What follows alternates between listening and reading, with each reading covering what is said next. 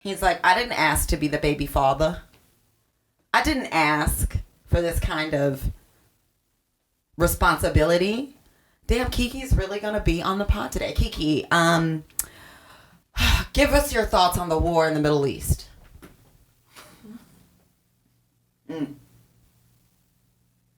Kiki, tell us what you think about the current state of climate change in the world. Profound. Kiki, tell us who is the best Detroit rapper and why.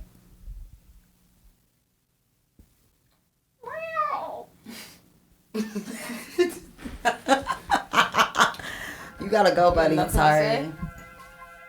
You can be here. I'm just gonna sit right Wow, here. sit it on down, sit it on down. Yep. He's like, escape. Escape. A fool. An absolute fool. I have a song for you. Are you ready? Yes, absolutely. Sing away. Why does it hurt so bad? Why do I feel so sad? Okay. I thought I was over you, but I keep crying when I don't love you. Hey. She said, so why does it hurt so bad? She said, oh, you know it hurts me so, but I gotta let you go. I gotta get you out of my head. Boy, you hurt me so bad. Yes, you did. Yes, you did. Yes. You make me wanna shoot you. Hurt so bad. Gotta shoot you. Damn. Hey, hey, hey, hey. You hurt me so. Yes, you did. Babe. Oh, you hurt me so bad, oh, bad. Wow. The way you just dial in, like the way you just channel it up, blows me away. Yeah, thank you. That is Whitney Houston. That was my guess. I was gonna guess Whitney. Whitney. The film, Argentina? nope.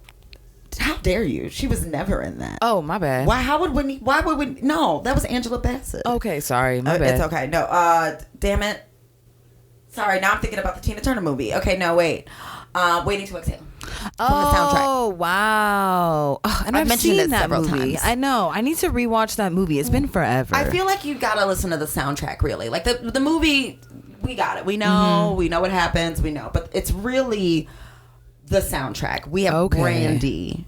Oh, beautiful. We have Whitney. Brandy was the one who was Black Cinderella, correct? That is correct. Okay, cool. She is sisters with Ray J, who brings us Yes. Zeus Network. Shout out Zeus Network. Big fan. You know, haven't Take all watched my it in a money. while, but yeah, you know what I mean? Like, Yeah, it's- there's a new Jocelyn's. Jocelyn's New York is coming out.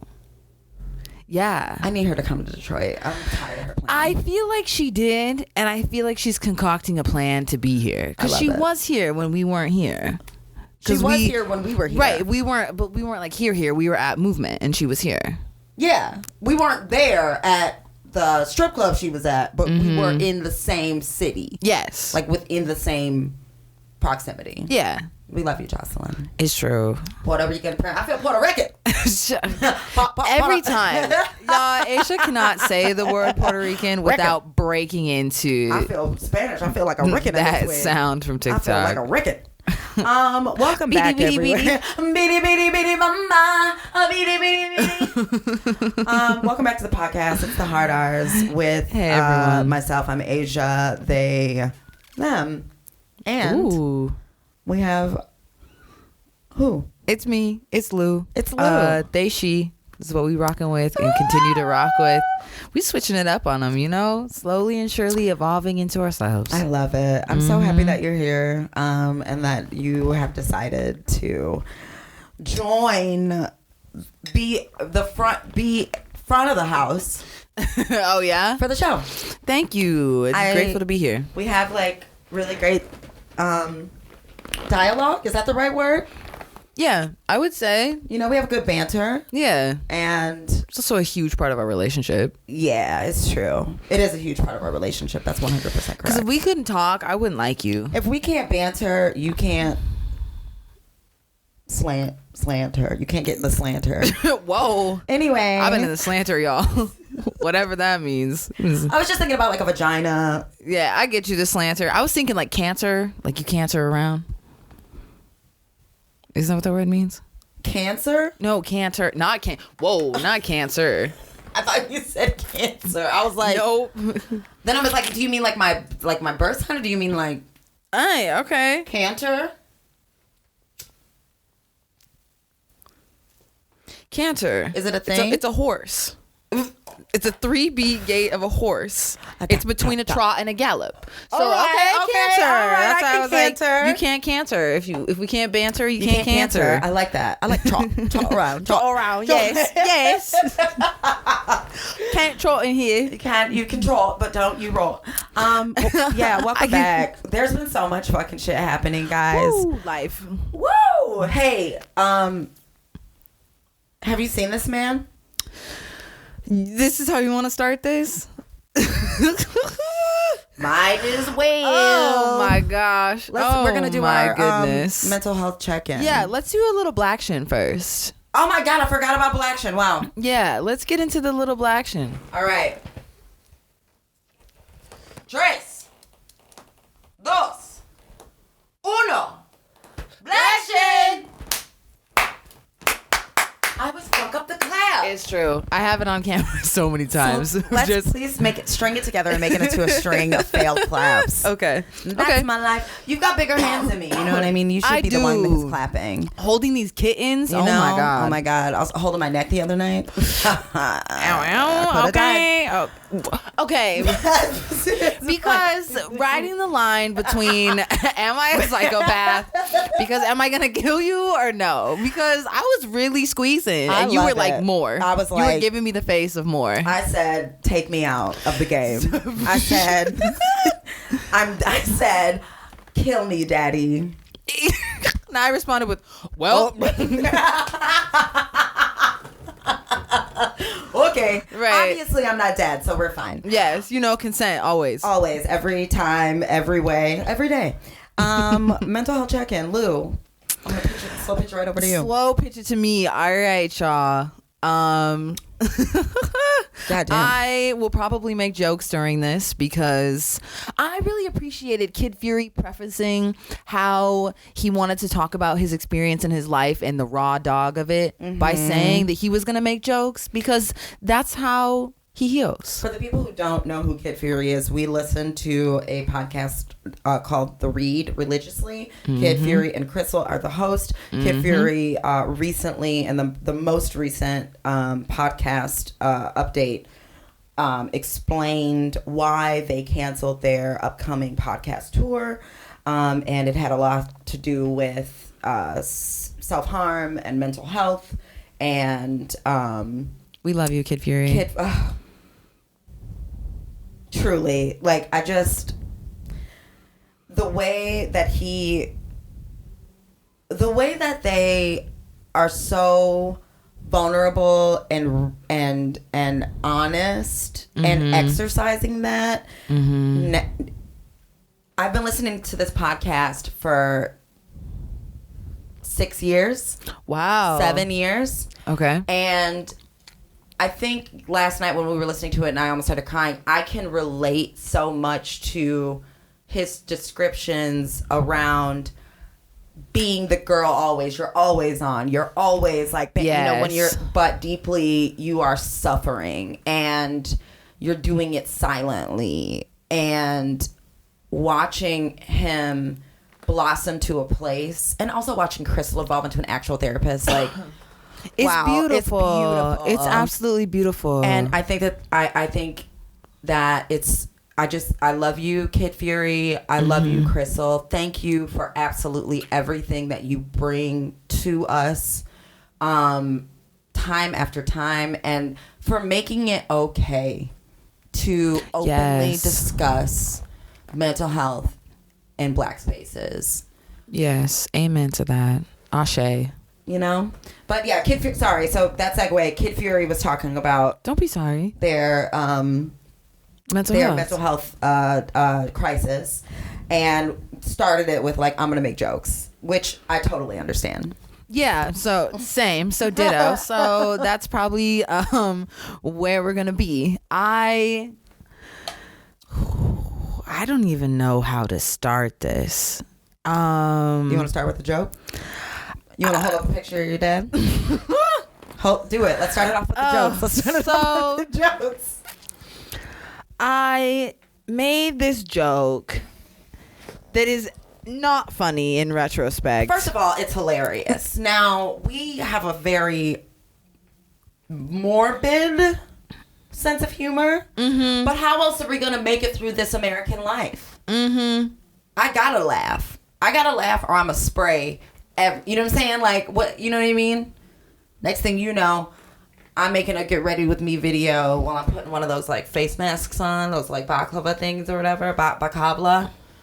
And I'm like, balaclava. yeah, there it is. And I'm like, get ready with me as I storm the Okay, so the joke is, I imagine us being out on the street, very much like if you watch Billy Eichner? Billy Eichner's fine Eichner. too, whatever. Billy Eichner's Billy on the Street, where it's basically this grown man just running around assaulting people with questions. And I imagined us doing that and us showing this picture, this beautiful picture, by the way, of my dad, and walking up to people and saying, have you seen this man? Have you seen this man? No. Right. Because he's dead. He died. He's dead. And I laughed so hard. I laughed hysterically because to me that is so poignant and funny, and what an incredible way to go through a grieving process as well. It's like exposure therapy in a lot of ways, because it's really been that joke of being just like, this is what it is, and my brain sounding off an alarm that's like, he's dead, like I can't stop thinking about it, and I also can't stop laughing about it because it feels surreal. And my dad and I didn't have the most intimate of relationships when it comes to a timeline. However, we had a lot of key beautiful moments that really made me who I am and who I continue to evolve into. Like, I was thinking in the shower how when I met my dad again in like my later years, we probably took a break of about 7 to 10 years. So we went to lunch once when I was in my early 20s, and he told me something. He told me to never forget that I was conceived out of love. Wow. And he looked me straight in my face while I'm eating a Cafe Rio burrito. Shout out Cafe Rio. Rio! And was like, never forget that you were conceived out of love. That's gonna make me cry, nigga. That. I didn't know that he said that to you. And something about that was like so unbelievably healing, where I felt like I could move toward the path of forgiveness for his past and for him. B, I could understand more that like people are people and the world is a really hard place. And C, it reminded me of, if this is how I was made, then this is how I should be moving constantly. And just that little moment with him has stuck with me forever. And so, How is I mean, I can speak from an observational place about what I'm seeing with in regards to like your mental health during this process. But I'd really like to know how you feel, how you've been feeling. Do you feel present? Do you feel somewhat detached? Does it still feel, I mean, obviously it's going to feel, there will be feelings. I think one of the things that we said, or one of the things that I said to you the night that you told me that he had passed was that, like, it's going to feel surreal because the process of grieving is not linear, just like the process of healing isn't linear. And there's going to be, you have the rest of your lifetime to process this, and there's going to be moments that occur and experiences that you have that will push you into a place of even greater peace and acceptance. But yeah, how you feel? A lot. Like, just constantly so much that it feels like I'm learning how to level up and move through exhaustion because I constantly feel exhausted. I feel the grief process for me right now feels like instantaneous, where like one moment I'm bargaining, one moment I'm sad, one moment I'm angry, one moment I'm bargaining again. And I didn't expect like the quickness or the haste of the process, which is interesting, and not it being like toward the end of the grief process, just the up and downs are so rapid. It's like a heartbeat where it's just constantly moving.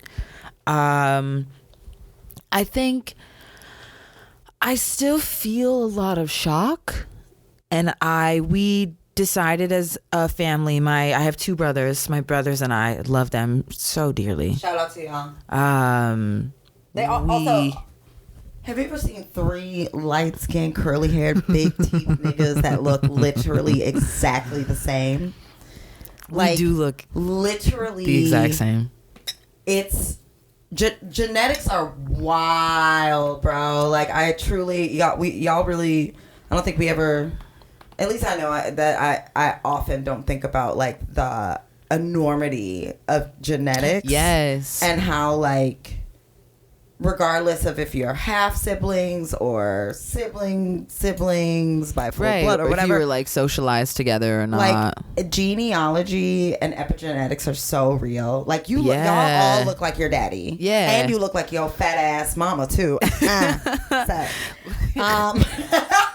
This nigga and my mama. She got a fat ass, okay? And I'm gonna let her know one day in the future. Y'all gonna be drunk on some champagne like, in the hot tub. You gonna be like, girl, look, I just gotta let you know. I said, great googly moogly the first time I saw that thing.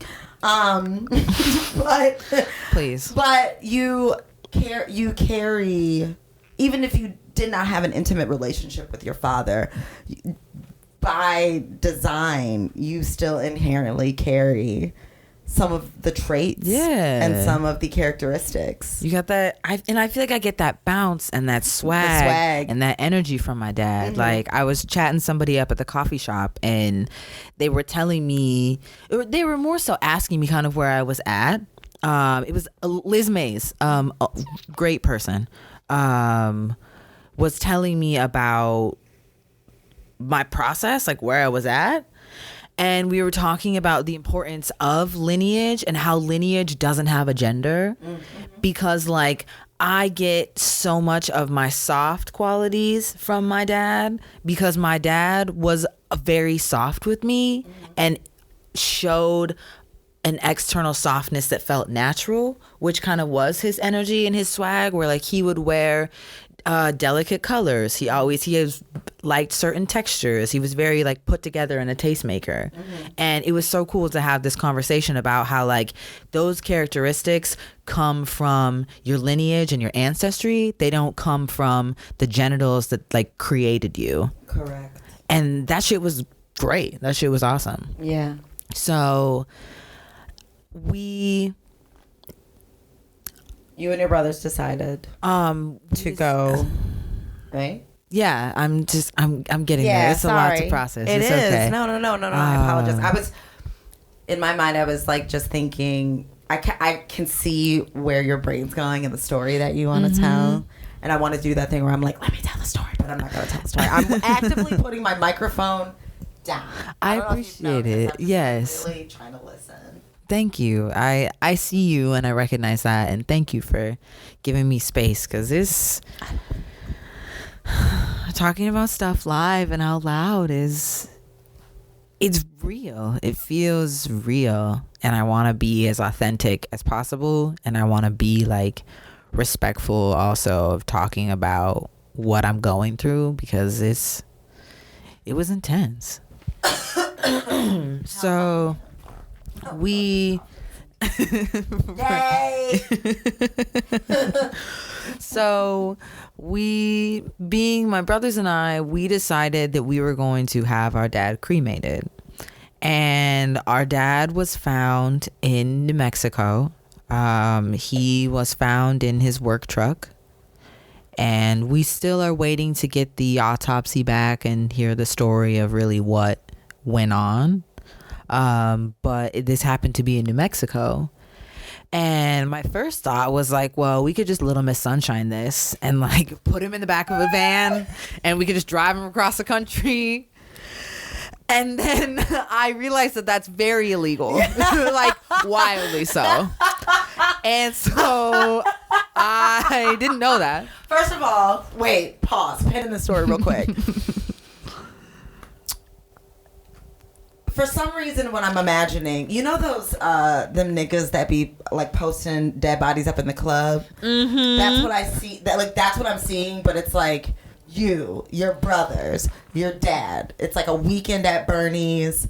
You stop at every state, all 50 states in the greater, like in this nation. Yeah. And like you've Every got him in national park. sunglasses, you know what I'm saying? Just on the road, he's just yeah. like you have him at the booty club. No, we have him. He's honestly, y'all, he would be posed up on a motorcycle. Period. We'd be in the middle of nowhere, nothing Period. but dirt and road Pose and him up. raw sun. Would you ride him in? And he would be Because somebody's posted. got to ride the motorcycle in first. So who's right? Are you riding the cycle in first and then positioning the body, or is this like you're in the front, he's in the back, hold. I feel like Holding you. it's so hard because I don't know if my oldest brother rides bikes. I don't know if Sedaine rides bikes or not. So I think Christopher, who is my middle brother, I'm the youngest, would ride our dad in and then like pose him up, and then we would like all get on our bikes, or maybe my dad would be in like a sidecar, and then like we would all just be riding and he would just be riding along. Y'all are just blasting 3-6 Mafia. Stay fly. Oh my god, the vulnerability of this. okay, I right. just it got too real. So, yes. But so since we couldn't take his body anywhere, we all had to collectively go to him, and we ended up going to Albuquerque, New Mexico, also known as Albuquerque, because ain't shit going on in Albuquerque, New Mexico. Never been. It was like Never it was been. cool, you know, like we made it cool. We rode a tram that's like the biggest tram in North America, and it takes you up mountains, which was really cool. For those of you that don't know, it's giving ski ramp type, like when you take a ski thing Yeah, up. yeah. It's like I a big thought- train trolley. I thought it was like a tram, like enclosed, but this nigga showed me pictures, and you just it wasn't her closed. No, it wasn't closed. I thought, but not coming back down. No, when you're on the ride, it's enclosed and it's all glass, like plastic, so you can see through. So you're safe. You're just really high up, and you can like see through the bottom, see through the sides. So you're like really high up. Okay. Oh, right. The picture you showed me, y'all were And posted. then- Y'all had stopped. Yes, and then like, you can get off at the top. So we like burned one and drank one, and then you get back on the tram and then ride it down. So it's enclosed. It's still kind of freaky. Like I'm a heights person, and I was still kind of like, "Woo, this wild." Yeah, that's So we ended up in New Mexico, and we just spent the whole couple of days that we were there, really thinking about our dad, saying nice things about our dad. I learned a lot about my dad as a person and my dad's relationship with my siblings.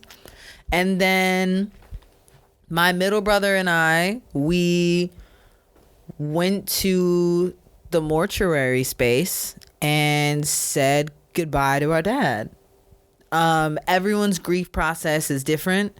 And my oldest brother decided to experience grief in his own way. And so he decided to not see our dad at the end, which... This was the first dead body you've seen. Yeah. Mm-hmm. Yeah. Mm-hmm. Your dad. Mm-hmm. Yeah. It was wild. He's dead. Yeah. Damn. Yeah. Can I ask what your mental... We've discussed this together, but what was your mental like in that moment? Great question. Yeah, because like I feel like that the day that we faced two peach blunts back to back and sat in the hammock They were and greens. talked. They were what? They were greens. I don't know what that means. Like they're not peach. They What's didn't that have peach. Oh, They were out of peach, so I got green. Green is like my second favorite. Nigga, I thought it was. You know what? You could have fooled the fuck out of me. Your taste I buds am, said, make it I peach. was like, it's peach. This is fine. But we talked about like a little bit about like where your mental is and like where it was, and you were saying some things about what we came to conclude was eventually like having a bird's eye view of things. Yes. So I'm just really curious about your mental. Yeah, so excuse me. I am so sorry, y'all. Oh my God. So I think that I love that you brought this up in this moment, because the allowing people to have their own way of grieving is such a bird's eye view, because you're in it and you're not in it, because everyone's relationship is so different with the person they're grieving. So in that moment, I chose what I thought to do, and I took time to ground myself I journaled so much. I sat in the sun and I journaled and I stretched my body and I took deep breaths and I drank tea. Like I really did things that were routine for me in my everyday life to keep myself present in my everyday life that I wanted to run away from because my dad is dead. So with that being said, I took my time in that moment and decided to choose what was best for me in the grief process, and also allow the people that I love so deeply and so intimately to choose what was best for them in the process, and actively not have an opinion on it. And that felt very like, you said it was mature, and I really appreciate that, because it felt like me stepping outside of myself and being like, you know what? This isn't about me. This is about life. And I can't let it be about me.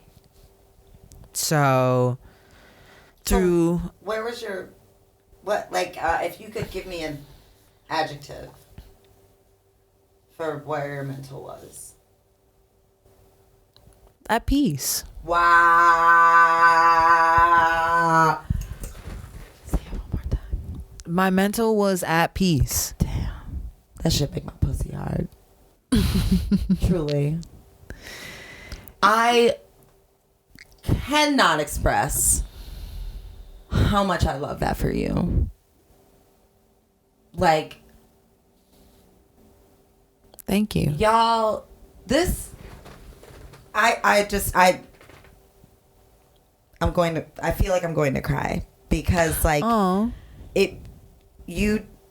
we all deserve, but knowing you, loving you, being in love with you, sticking through, doing the things, building together, like peace, witnessing you experience that through all the trials and tribulations is just so beautiful. Thank you. And it is, maturity is not just like, oh, I'm grown, I can pay my bill. Like, it's not that. There's something about being able to see outside of yourself while still experiencing and honoring yourself. Yeah, it was very You know? like meta. Like, it's freeing. And we were talking about it in the hammock, like how you as a person, so even though you're the baby, to me, your family, these two people look to you as more experienced, more like they look to you. They look to you to see how you're moving, right? And like, yeah. there's something about being able to, I think what happens when you're in a position like this as like a black femme, it's like, oh, you're mammying, or like you're doing the emotional labor. But I think that's not what was happening with you, because you didn't bite your tongue for the sake of keeping the peace in keeping the fake peace. Right. Like, if there it wasn't little dog behavior. if there was some challenge, if there was some someone coming to you with some bullshit, like, you knew that you're full within your rights in your autonomous body to be like, actually, you got me fucked. Like, grieving or not grieving, you got me fucked up. Yeah. And you didn't have to do that, which is beautiful. You were able to actually release emotional labor by allowing people to grieve in their own way and not hold any kind of judgment or opinion. Yeah. Unless it like directly impacted your safety or some shit like that, you know? But that's beautiful. Releasing, being able to be like, is Thank you. Huge. Thank you for saying that. And also within that, there was, and I don't feel the need to like get into it, but there was a moment where I felt unsafe in the process of somebody else's grief. And after talking with you about it, you inspired me to bring it up to this person, and they immediately apologized. Yeah. Like, immediately were like, you know what? I'm sorry. This is where I was at. Like, I'm sorry. This won't happen again. And even in like that moment of conflict and grief, there was still so much love and mindfulness. Shout out Margaritaville. Margaritaville.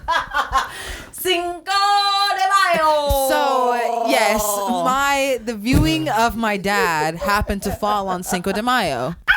I feel Puerto Rican. That's what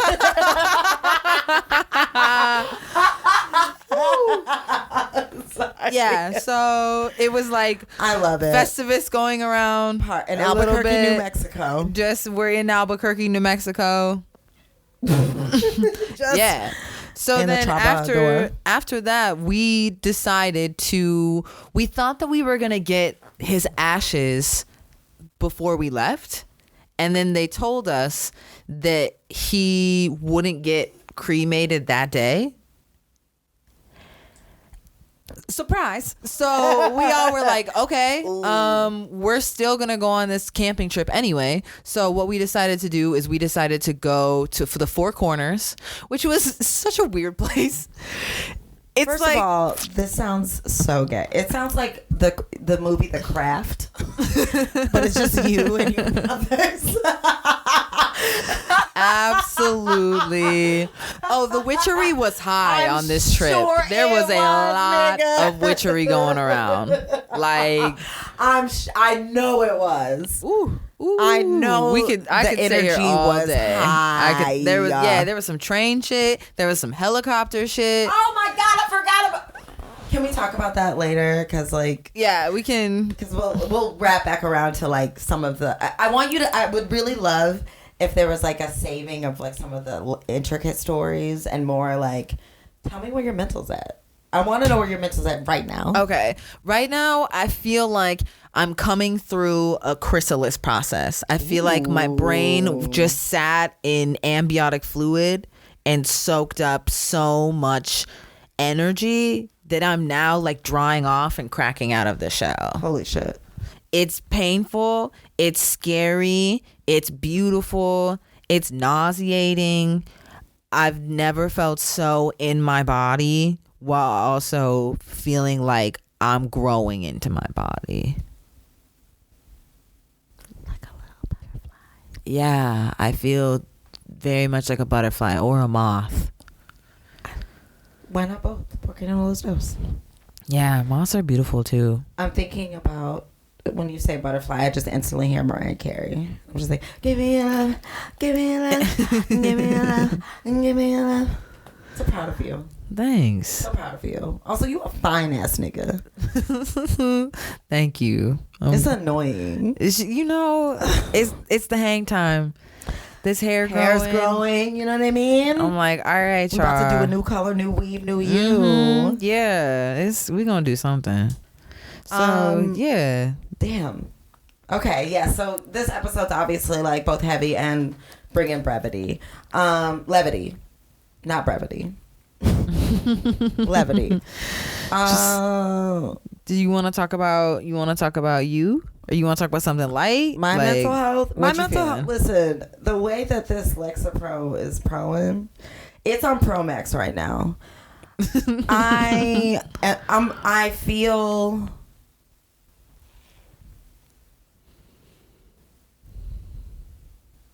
exhausted. Okay. But I feel like exhausted is the baseline in this human meat suit existing in this time, and like that is the general disposition, is that weight of like operating. But I also feel like the hits are coming and they don't stop coming and they don't stop coming. No, they don't stop coming. Right. And I'm able to navigate them with a regulated like body and mind and spirit. So like, okay. Even the day that, you know, we found out that your dad passed, I had a whole morning before that where I had an interaction with my boss. You know, I just make white people really upset. But instead of like losing it or freaking out, it's been really nice just being able to be calm and witness and observe other people freak out. That bird's eye view, if you will. I was taking a sip of water, but I was about to say that bird's eye view. It really is great. And, you know, went through that, then went to work. Which, shout out Momento Gelato. Shout out Memento. Great lattes. Okay. Go there for coffee. And gelato. And like Kayla, I love you. Kate, I love you. Grant, I love you. Gabby, I love you. V, love you. KJ, got love. You know what I mean? I got love for the crew. It's a really cool place to work, though it is yet another capitalist institution that is institutionalized. That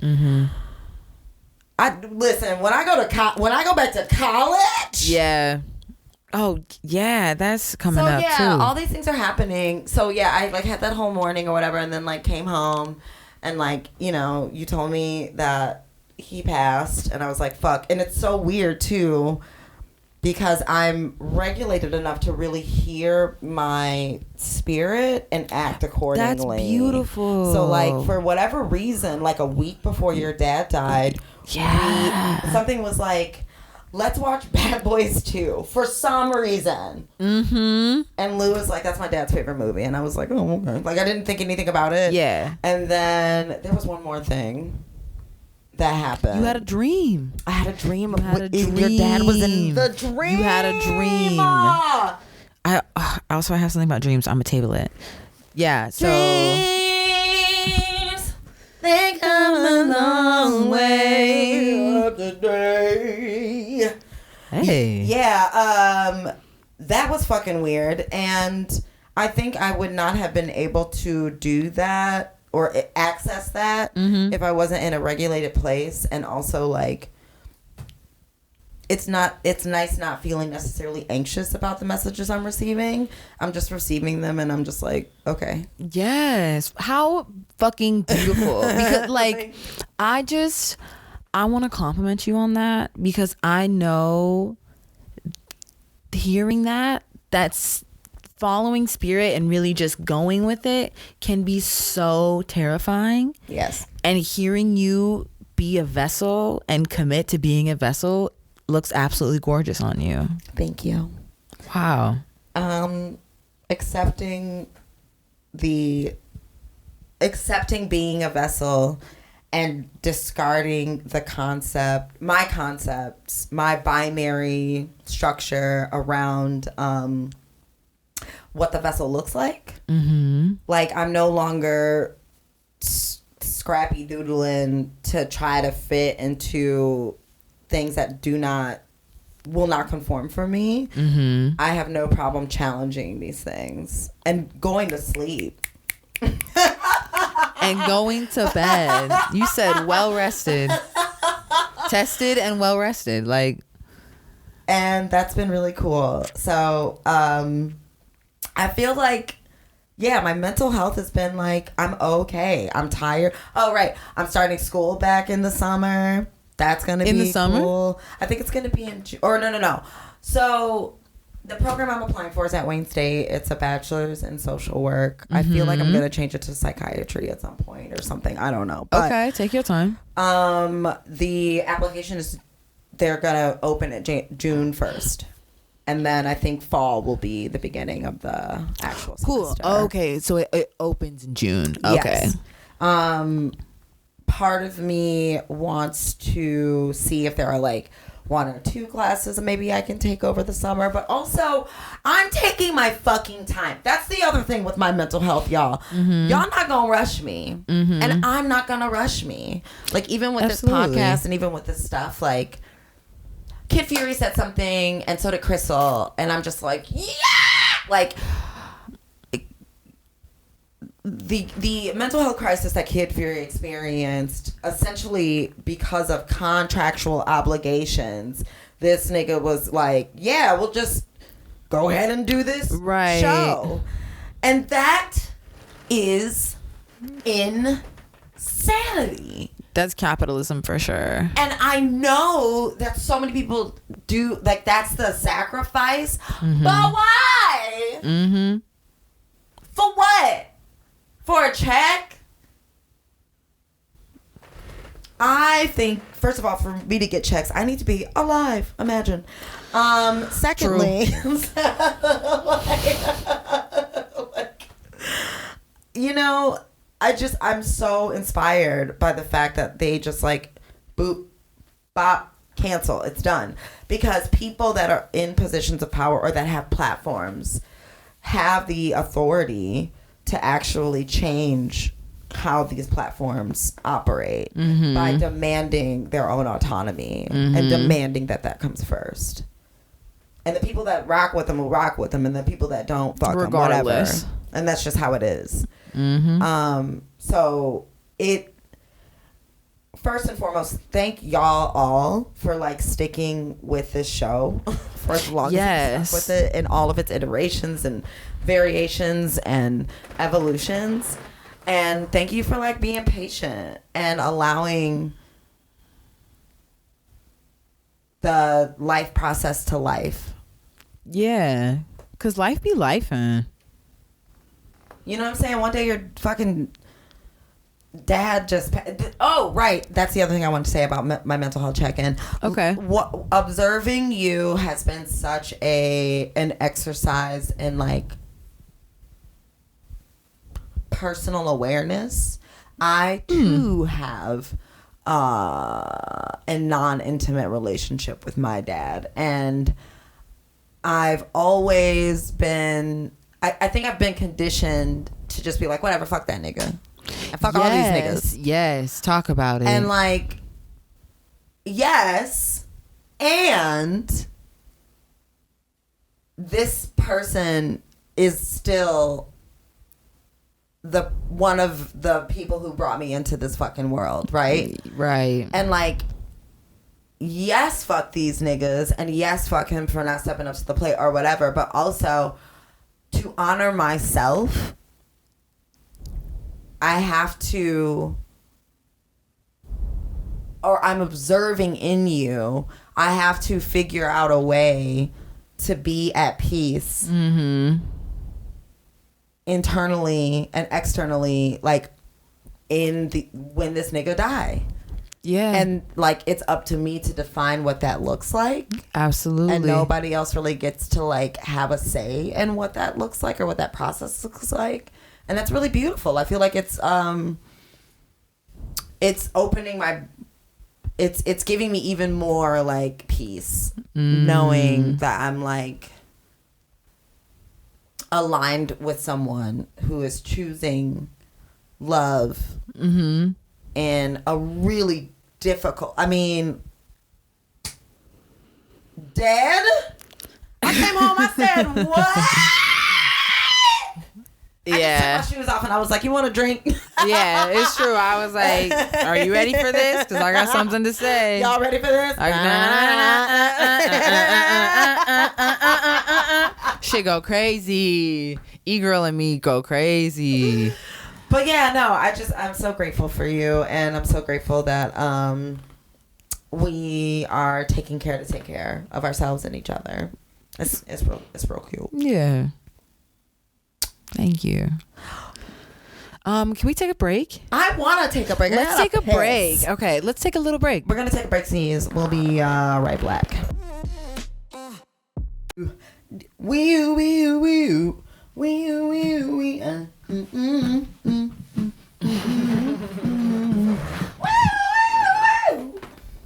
And we're back. Yeah, we are back. That's the song that I sing in my head every time I grab Lou's ass or touch Lou's ass.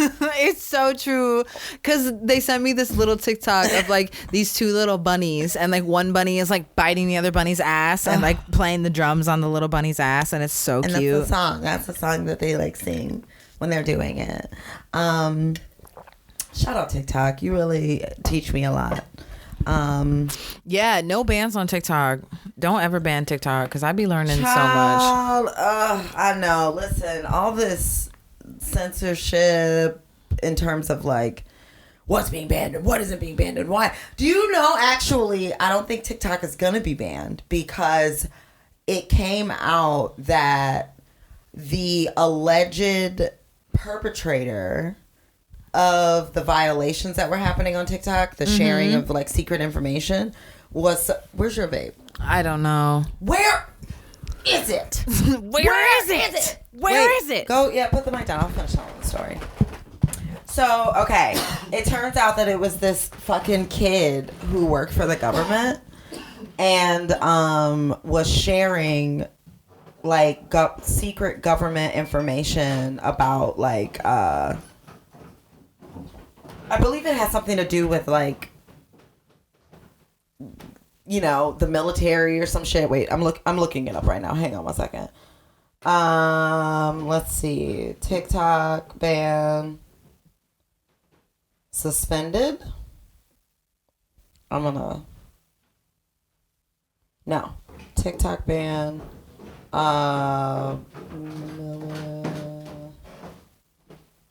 military kid. Right. Okay. So TikTok was like going to be banned because it was like there are ties to China, but it actually. Hang on. Wait. Is it in the chair? Is it? Where's that babe? No. Oh my goodness. Is it in?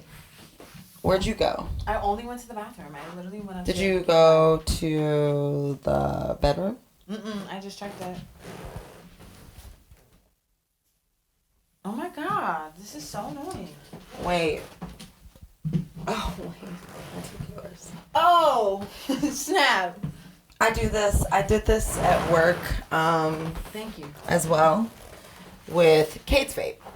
Shout out to you, Kate. So sorry. I picked up her vape and she had like where is a moment? And I was like, I don't know. And I really didn't know. And she was like, look in your pocket. And I was like, that's crazy. And she was like, look in your pocket. It's like a lighter. And I looked in my pocket, and there Wow, it's there like a indeed lighter. That's was the vape. So, we learn. yeah. Okay, so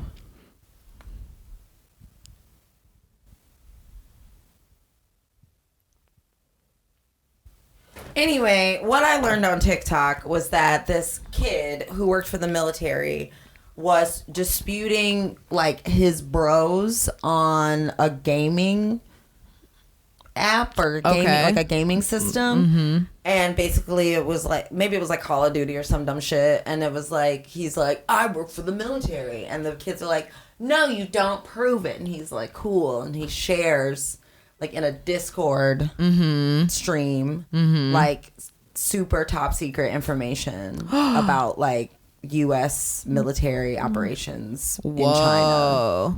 So then that's what's actually been holding TikTok up from being banned, was the reality that it wasn't China. It was just a kid trying to impress his friends. That's crazy. How wild. How wild. America! Fuck yeah! Yeah, we're back. We're back. Yeah. Because we're here. I had the We're breeze. queer.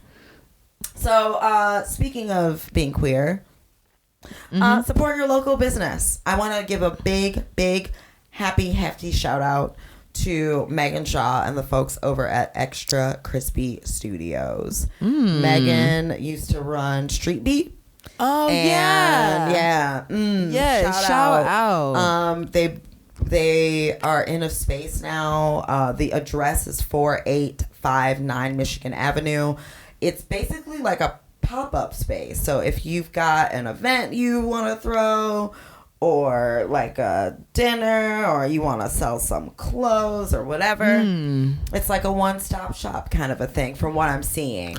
Very cool. They're Very cool. putting on a lot of events around like art and body movement and health and weed. And I know that they're doing like pop-up vegan stuff too. Oh, shit. So Okay. follow them on Instagram at Extra Crispy Studios. That's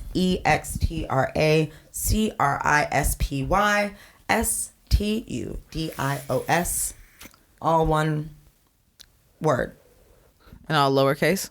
Yeah. I think you can just look it up in Word. uppercase, lowercase, whatever. But it's all just like one. Sick. So shout out to y'all.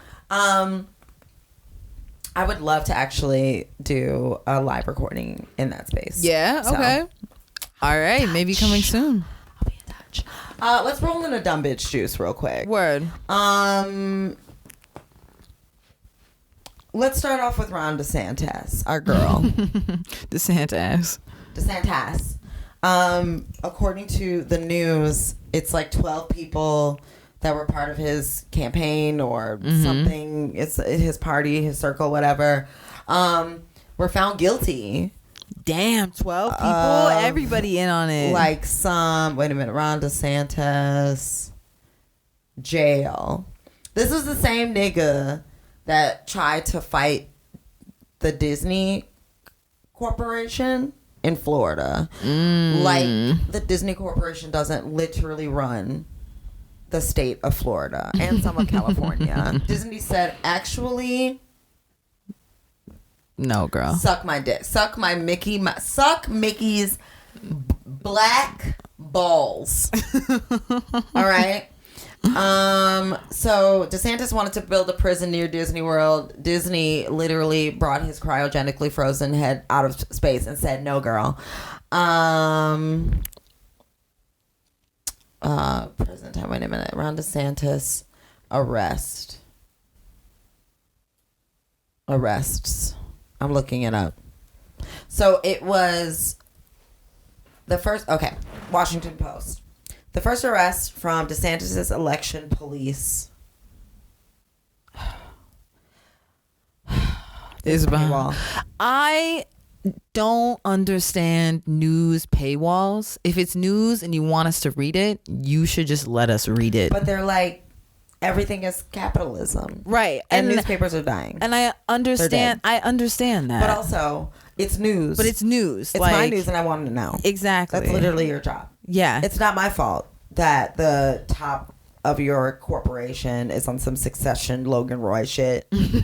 I need to know my information. Okay? So here we go. Them Magazine. 14 protesters were arrested on Wednesday after occupying Florida Governor Ron DeSantis' offices for nearly 7 hours. Oh, wait, no. Wow. This demonstration, but also this demonstration came in response to an aggressive spate of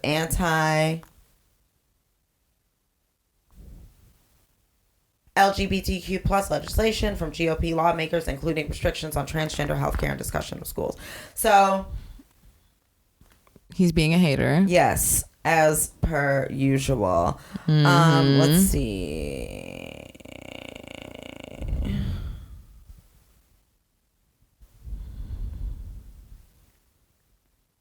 Voting. So, okay, and then the newly released police body cam footage shows that 3 of the 20 people who were arrested in Florida for allegedly voting illegally in the 2020 election appeared to be surprised that they had done anything wrong. Not surprised. DeSantis said the people targeted had been convicted of murder or a felony sexual offense and therefore were not eligible to vote under a 2018 constitutional amendment that restores voting rights to some felons. So what I'm gathering from this is that DeSantis was able to get into a position of power through fraud. Okay? Cool. Disgusting. I'm tired of the illusion of civility that emboldens democracy. DeSantis isn't even the issue. This back and forth, this back and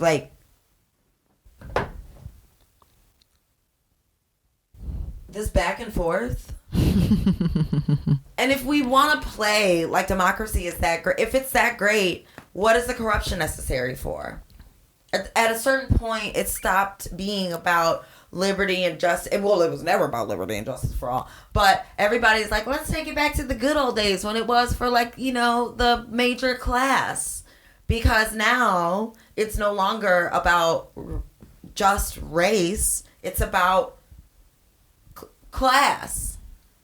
Even more so. Yeah. Because the racial demographics or the racial factors, all these things play into how disproportion is created, right? And either you're going to be a brown or a black person sucking the fucking dick of like white ethnocentric fucking Nazism, fascism, a la Clarence Thomas, or even Ron DeSantis, or even the guy who was part of the riots, who got arrested, whose last name is like something, he's like Spanish. He's like of Spanish descent. But, you know, he's like, I love sucking the shit right out of Trump's asshole, and I'm going to lead these people on a demonstration. Damn, I don't know who you're talking about, but... Yeah, I forget what his name is, and I'm too lazy to look it up. Fuck him. But, you know, either you're going to do shit like that, or you're going to not. Right. And the greater majority of us really seriously need... I feel so deeply. Let's move out of shock and awe that these niggas are corrupt. They are. Right, because you even were saying the other day that, like, you have to be some form of a sociopath in order to run for, like, a high power position like that. Oops. It's okay. The plant got a little booze. Got a little cider. It's good. It's gonna be a little. Yeah, you have to, right? Mm-hmm. You just like flat out have to. Yeah. There's no way that I can see that you can gaze upon all of the bullshittery and be like, you know what? Every day I'm gonna come into this job. Mm-hmm. And I'm gonna do this job for America. It just sounds ridiculous. It makes me think of the cartoon American Dad, like fully, like the Supreme Court. All y'all niggas is 100. All y'all niggas was around towards the tail end of like the Reconstruction era. Those were your like grandparents. and you're like sitting in office, shitting in office, from Ruth Birdchest Ginsburg all the way down to Clarence Thomas, who we know, like all these people, Clarence is being signaled out because he's a nigga. He's a Negro. You think that other people weren't you think other Supreme Court justices aren't taking cuts and riding on fucking jetwave bullshit, you know what I'm saying? And getting paid off by lobbyists and shit. Like, let it all go. I'm tired. Patriarchy sucks. America, yuck. And Ron DeSantis, you're a dumb bitch. You're also a dumb bitch because you're ruining the state of Florida. I mean, Florida was already bad, but this ban on like drag shows and also like the rights of transgender people, what you're actually doing is, in fascism, you are forgetting that not only is like your state propped up by the actual physical labor of black and brown people, but these people are not, they're leaving and they're like, get somebody else to do it. And in that wave of exiting is going to be, or is already, a massive radicalization process happening for people that have been working these jobs forever and being exploited. People that are choosing to walk away from this shit are choosing autonomy. And you think you guys think that's going to end up being a good thing for the government? Hell no. Probably not. I love it. Absolutely not. Yo, if I know it's not available for every single person, you know, to just like up and leave Florida or whatever. A lot of states have trans bans and other shit going on right now that's insane. You know, but I will say that if you have the capacity to set up mutual aid, if you have housing and you can house these folks and like they can get the care that they need in a state that is not banning it, like think about it. Like really think about putting down your fucking hard hat and your goddamn tools and doing the same shit every day and using the power that you have to help somebody. Because this shit is getting wild. Speaking of wild, Chris Brown. Yo, what is up with him? It's always like, I love seeing his fans in the comments be like, he's changed. No, he hasn't. Chris Brown also has a Mars in Cancer. And I did some reading about Mars and Cancer a long time ago because I dated somebody with a Mars in Cancer. And all of the readings said that this is a violent placement. Like, yeah, they all said that this placement just comes out with a knife, like just pops off. The emotions, yeah. There is no regulation of the emotions. In such in the placement of high like emotions and aggression and shit, right? And people really sleep on cancers when the reality is like we're crazy. Of the 3 water signs, I think that we're the ones that could go all the way, and then like nobody would know. I can absolutely see that because I was a person who slept on cancers for a little while because I wasn't close. Well, actually, no. My best friend in high school is a cancer still. She's alive. Right, I'm like, my dad is dead. And ride or die, huge ride or die energy, and in a different way where like if I called and was like bring a shovel, like she'd be like totally. All right, totally, I'm gonna stop and get us something to drink on the way. Do you want something? Like that's absolutely the kind of energy that we bring. But fighting Usher it's like an uncle, like USHERRAYMOND. Chris Brown accosted Usher in public. Yeah, it was at the Missy Elliott concert, right? That's what I saw. Yes, it was. Which, speaking of cancer. Chris got two turn. You know what I'm saying? Like surrounded by all that cancer. They said that cancer is turning up. Also, like that nigga was. I know he was zooted and booted. Oh, like totally. everything about him gives like I'm crack. Like you know, like. I feel like his bones, I feel like Chris's demons are rooted in like being talented, being light skinned, and having the anger, the rage that those two things, he could not use them to Bruno Mars's way to success. I think also sprinkling in the Rihanna shit. The Rihanna shit. Okay, so let's get into conspiracy theories. Okay, because here's my thought. This is gonna be crass. Bitches get beat on every day, B. It's true.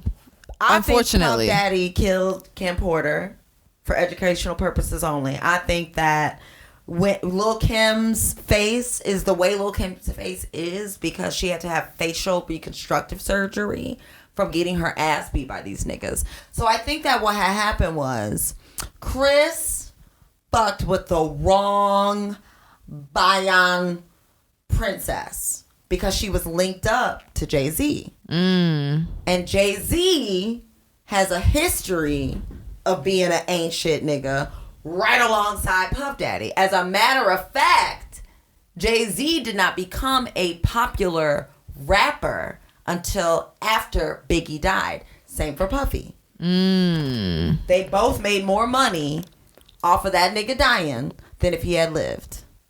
Damn. Period. Somebody had to become the king of New York, the rapper of New York, and Jay-Z stepped in. The man can't rap. That's a hot take. Sorry. Like, I get it, but also, like, I feel like Jay-Z has been 50 forever. Like, even when he was young, that nigga looked 50. And, like, if he came from a life of crime with a lesbian mom or whatever, like, okay, girl, to be so old spiritually, to me, means that artistically, he is a capitalist. And he's going to do really capitalist things, bludgeoning, murdering, taking people out, hooking up with a teenager. Two, because he fucked Aaliyah first, or tried to. That's what I thought you were talking about. No, Beyonce. Oh, yeah. Who also is another bitch. God love her. The Renaissance tour is going to be great. I love the album. It's great. But that bitch also has always been 50. You know? There's something about the energy that just like throws me off. And bitches get their asses beat every day. What about Rihanna? And the Rihanna, what about Rihanna is the machine behind Rihanna. And I believe that if Jay-Z was starting Rockefeller Records and linking up with all these other like major record labels and whatever, that's competition. Chris Brown is competition. So it's best to just slander this nigga, or not slander him, but put him in a compromising ass situation. Yeah. And have him react, and then that's forever. And look, forever. I don't see. This is in no way like a cape for Chris Brown. I just can see that at a certain point, niggas don't have the right people around them, and people Kanye West will feed off of already existing traumas that are unprocessed, that is unregulated, and they will expound on that. I look at Chris Brown and I'm like, nigga, your bones are calcified in crack cocaine. at this point. And your spirit and your brain is literally just filled with like people telling you that you're an abuser, people telling you that, and nobody like I don't see a lot of help in terms of like, let's redirect this nigga. Right, that's true, because he just went straight to drugs. Same with Kanye. Exactly. So I just, Chris, sir, and leave Usher alone. Okay, he's already been sexually violated by Puff Daddy. Oof. Allegedly, for educational purposes only. Remember that video I showed you where he's like, pause. Puff Daddy was literally trapped. Kevin Hart was at a party. A bitch's weave caught on fire. And Kevin Hart caught Puff Daddy trash on Ciroc talking about fighting over the Fruit Loops or the Frosted Flakes with Usher early in the morning. What Usher used to stay with him. Y'all niggas are weird. Okay? Have you seen the latest picture of Kanye West? He's in yeggings. No? At least I haven't seen that one. This one? He's been in yeggings.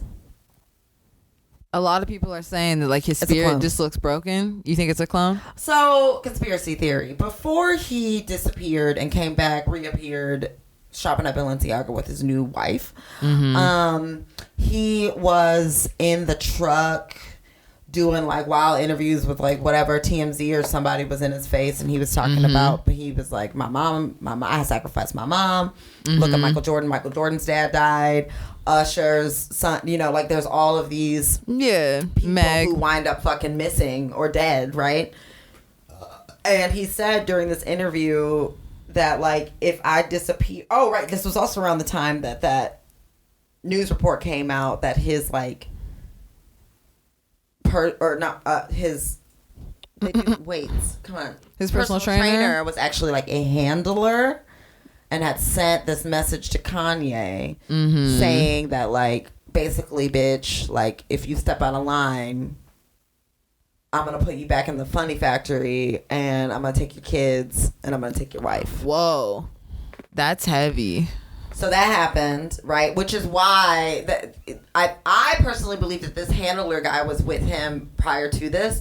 And when Kanye was like Kanye for president and he got on fucking TV and was crying and was crying about Kim almost getting an abortion and all that shit, I think that they were dangling his family in his face. I think that the reason that he keeps crying about North is because he knows the system that the Kardashians have created to maintain their wealth and fame, and that North will inextricably become integrated into that. Word. That's without a word. his influence. And I think that like because of obviously he has mental health issues, obviously like shit is like whatever, but like I see Kanye as like United States of Terra. Like there are fractures of Kanye. Yes, that's a great analogy. And I see simile, excuse me. I see like the church thing being like Kanye doesn't exist in a binary while explicitly existing in a binary. So we went from like shoot the lights out until it's bright out, like went from that end all the way to like Sunday service. Because to redeem himself from all the fucking fuckery he got into, like the process of the indoctrination of becoming a mega superstar, amplifying the trauma that already existed in Kanye and the genius, both, because you can do both simultaneously. Right. And that's usually how it happens, right? Is like with trauma creates geniusness because you have to learn how to concoct your brain in this new way. So to go from that to keeping up with the girl, like to creating Kim Kardashian, because he also did that. Because she couldn't dress before she met him. He made her. He made Amber Rose before her, right? So to go from all that to Sunday service and still that oscillate between that and then these like TMZ exposure interviews or whatever, and then he disappears, and then he comes back out like married to a bitch that looks like Kim Kardashian shopping in Balenciaga after he had already like denounced Balenciaga for the child porn and all the allegations. Right. I just feel like one thing that was said during an episode for the show was that fame, it just magnifies your shit, whatever your shit is. So if we, everyday people, are fighting for our fucking lives to try to figure out our shit, can you imagine if we were just Like- exceptionally, exceedingly wealthy? Quick! No. Like somewhat quick. Like Kanye was on a mission. Kanye was like going into Rockefeller Studios and dropping shit off, and Kanye gets signed by another nigga. Like we all know Kanye's story. If you don't, it actually is an incredible story. It's and true. you The really should check it documentary out. was great. It was really it's good. really enlightening. But fame yeah. and I don't fame know, is dude. interesting because fame doesn't always bring wealth, but like in this instance, it did, and even in the instance of Chris Brown, it did. All that shit is strung together though by like people at the top orchestrating events and making sure that people blow up and making sure that some people don't, and you gotta, you know. I love Rihanna. I'm in the Navy just as much as the next person, but I'm not gonna fucking sit here and pretend like Rihanna didn't have to do something strange for a little bit of change to become the mega star that Rihanna is. Because it's all quid pro quo. Like, the higher up you go in capitalism, it's all, what will you do for me if I do for you? Because it's no longer about bartering. It's all about the dollar. And at the end of the day, you know, the only differences between like Madonna, like a Madonna and like a Beyonce, is the racial implication, not even implication, but the racial characteristics defined in each group, and the culture being somewhat different in terms of how it enacts capitalism or portrays it. So like I think about even like Berry Gordy and like Motown Records. Berry Gordy was a piece of fucking shit. He used so many people. He did not pay them. There's so much that happened to make Motown happen. It became a machine because Berry Gordy is a capitalist. But Berry Gordy is remembered, esteemed, respected. It's the same shit that white people do to people like Nixon, but in black communities. Because in black communities and black culture, pride and respectability is the maintenance of appearance. Yeah, it like supersedes. But like Madonna is, you know, getting her ass injected and like, you know, taking wild pictures and adopting like little black kids or whatever. Beyonce is like using sweatshops to make Ivy Park. Little kids are like making your fucking shit. That's true. Beyonce is gonna look better than Madonna because Beyonce's black. We look good.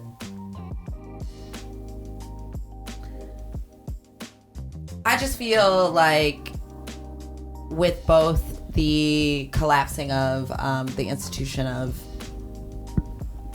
politics, we're also witnessing the collapsing of the institution of fame and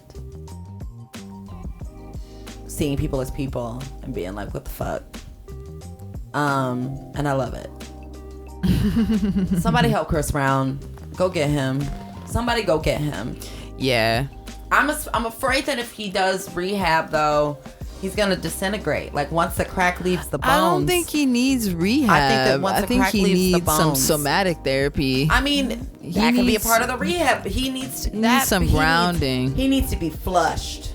Just put an IV of water in Just him. And yeah, let's flush him right on out. You know what I mean? yeah. Anyway, we were gonna do like a thing where we talked about some grounding things that Lou did through stuff. But I think we're done. Yeah, I think we're done with feel this episode. We said a lot towards the beginning. We did. And support us. Right. Follow us. Listen. Watch us. We're on these streets. Okay. Patreon. Mm-hmm. Twitter, TikTok, Instagram at TheHardRs313. Send us emails, questions that you have. Or just anything. Just email us right in if you want to talk about how you feel about listening. If you want advice, if you want to say something, if you want to tell somebody happy birthday, like we will read right it. into the podcast. Please. And pretty, also please. be on the podcast because Come through. there's room for more here. Hit us up in the DMs. We'll see you next week. Yeah. Here. Mm-hmm. Queer. And with no fear. Well, you got a big rear. You and your mama. Oh my God. All right. We love you. Bye.